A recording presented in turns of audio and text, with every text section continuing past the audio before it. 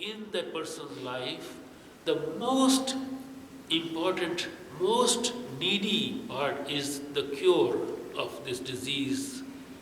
So he calls out to Allah subhanahu wa ta'ala, please cure me. It doesn't mean that the rest of the relationship, aspects of relationship do not exist. Musa alayhi salam runs away, fearing his life. People are going to kill him. And he goes to Madian and he finds these ladies there. And what does he do? He gives water to their flock and then he goes and sits under the tree and he makes one single dua that is so comprehensive. This is his relationship with Allah at that particular moment of need. Find me faqir. Lima anzalta alayya min khairin faqir. I am faqir. This is the moment of his enhanced need that he makes this dua. But he remains the abd. Is the rest of the relationship. Yes. What I understand from your explanation, Asma al-Husna, all names of Allah, the root of the word, each word, is attached to a verb, right? To a verb, right? So it's a making process all the time. So somehow it explains when we say Allah is high. High is living, so because it's living, He also is attached to every verbal verb or activity or making. Is that so? Or is there any exception in the names of Allah? MashaAllah, this is a very good question because it also leads us to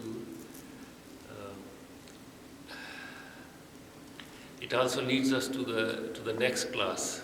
So the question for the online audience is: every single name is a verb, is an action, and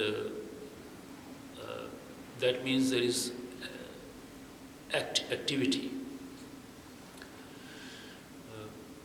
When scholars started to reflect on the names and their relationship with the sifat of Allah, with the attributes of Allah subhanahu wa ta'ala.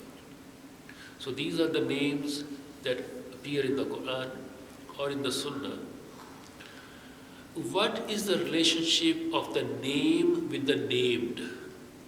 So that takes us back to the initial part. We say this is snow. This is the name that we have given to an entity.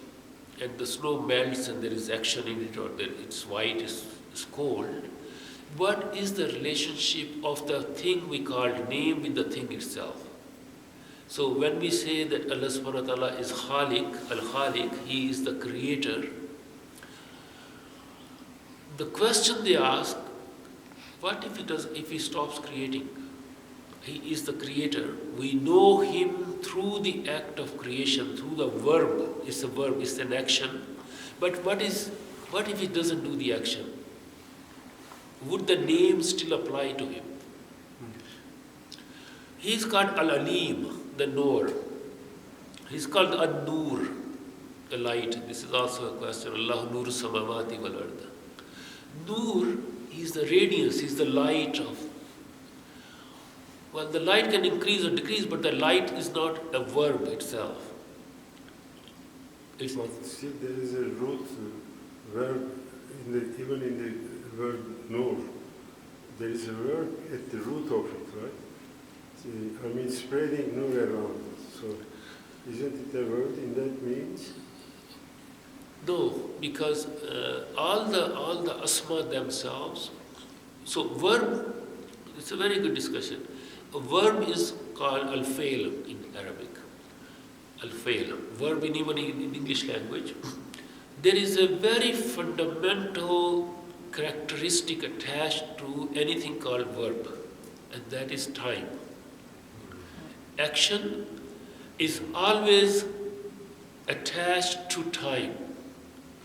Spreading, meaning happening now. Spread it in the past. will spread in the future.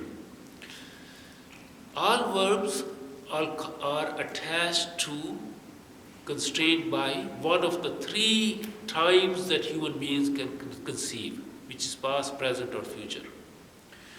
Whereas al-ism, a noun, is not attached, by definition is not, there is no time in the noun, in the name, there is no time. So when, inshallah, this is going to be the focus of our next class, when they started to say, these are nouns, they are giving us an idea of the attribute of Allah subhanahu wa ta'ala. How can we categorize the attributes? So they came up with this classification of the attributes.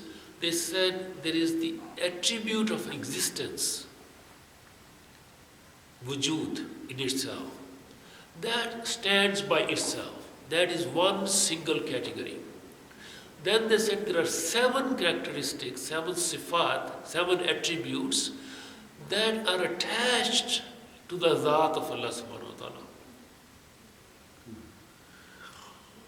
So then there are, the next category is the 13, the salbiya, those which is, la ta'khuzuhu sinatun wala nawm. Sleep or tiredness does not touch him. These are the negative attributes. They define Allah subhanahu wa ta'ala, but we are negative. These things are impossible to conceive for Allah subhanahu wa ta'ala. He doesn't get tired, for example. Tiredness is a quality. So, inshallah, next time we'll continue with this. But this is very wonderful. This is very good class. Yes.